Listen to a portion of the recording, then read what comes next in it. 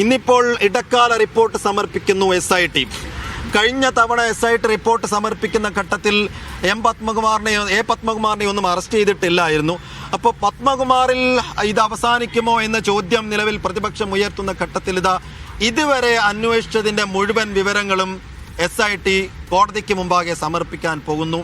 എന്തായിരിക്കും അതിൻ്റെ ഉള്ളടക്കമെന്നാണ് സൂചന. അപ്പം കോടതിയുടെ ഭാഗത്ത് നിന്ന് എന്തെങ്കിലും മെൻഷനിങ് ഉണ്ടാകാനിടയുണ്ടോ?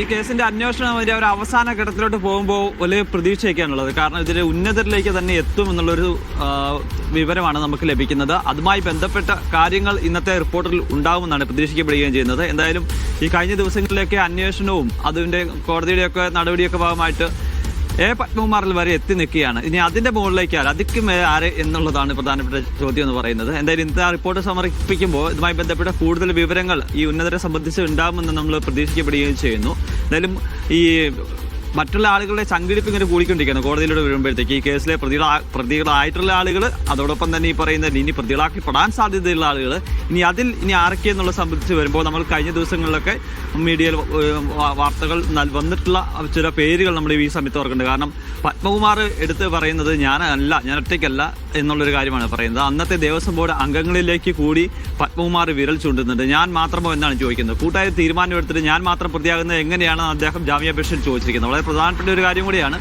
അങ്ങനെയാണെങ്കിൽ ശങ്കരദാസിന്റെയും അതോടൊപ്പം തന്നെ N വിജയകുമാറിന്റെ ഒക്കെ പങ്കിനെക്കുറിച്ചും ഒക്കെ ഇന്നത്തെ റിപ്പോർട്ടിൽ ഉണ്ടാവും. അതോടൊപ്പം തന്നെ തന്ത്രിയുടെ മൊഴി എടുത്തിട്ടുണ്ട്.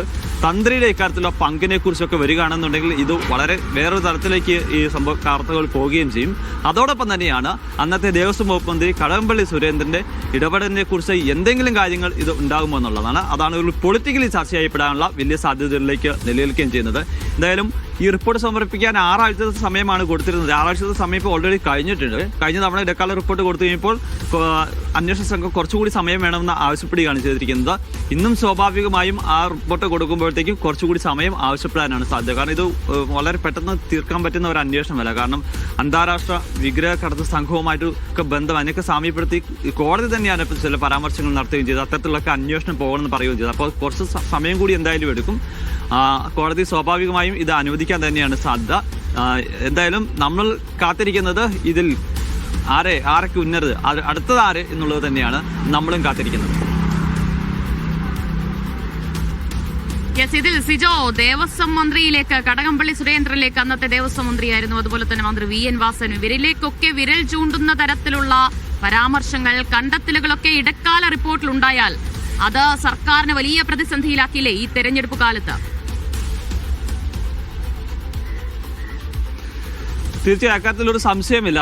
ആദ്യഘട്ടത്തിൽ സർക്കാർ CPM ഒക്കെ പറഞ്ഞിരുന്നത് ഇത് ദേവസ്വം ബോർഡിലെ ഉദ്യോഗസ്ഥരിൽ മാത്രം ഒതുങ്ങി നിൽക്കുന്നതാണ്, തട്ടിപ്പ് നടത്തിയിരിക്കുന്ന ഉദ്യോഗസ്ഥർ മാത്രമാണെന്നുള്ളതാണ്. അവിടെ നിന്നാണ് CPM-നെയൊക്കെ പ്രതിരോധത്തിലാക്കിക്കൊണ്ട് N വാസുവിന്റെ അറസ്റ്റിലേക്ക് വരുന്നത്.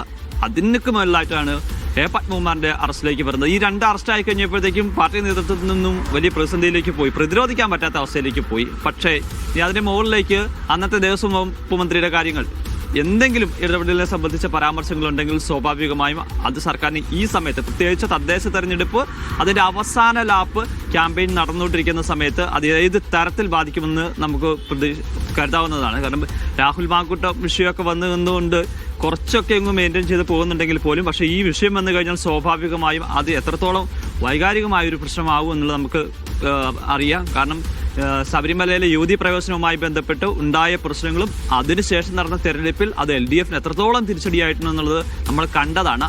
അതേ ഒരു പേടി CPM-നും അതോടൊപ്പം തന്നെ LDF-നും ഒക്കെ ഉണ്ട്. എന്തായാലും കാത്തിരുന്ന് കാണാം എന്തൊക്കെ ഉണ്ടാകും ഇതിൻ്റെ അകത്തുനിന്നുള്ളത്. എന്തായാലും കൂടുതൽ വിവരങ്ങളും ഉണ്ടാകും എന്നുള്ള കാര്യത്തിൽ യാതൊരു സംശയവുമില്ല. അതിൽ ഏറ്റവും പ്രധാനപ്പെട്ട പല ആളുകളെയും ചോദ്യം ചെയ്തതിനു ശേഷം, തന്ത്രിനെ ചോദ്യം ചെയ്തതിനു ശേഷം, അന്നത്തെ ദേവസ്വം ബോർഡ് അംഗങ്ങളെ ചോദ്യം ചെയ്തതിനു ശേഷം, പത്മകുമാറിനെ വിശദമായി ചോദ്യം ചെയ്തതിനു ശേഷം വരുന്ന ഒരു അന്വേഷണ പുരോഗതി റിപ്പോർട്ടാണ്. അപ്പോൾ ആ തലത്തിൽ തന്നെ വിവരങ്ങൾ ഉണ്ടാകുമെന്നാണ് പ്രതീക്ഷിക്കുകയും ചെയ്യുന്നത്. മൂസിനൊക്കെ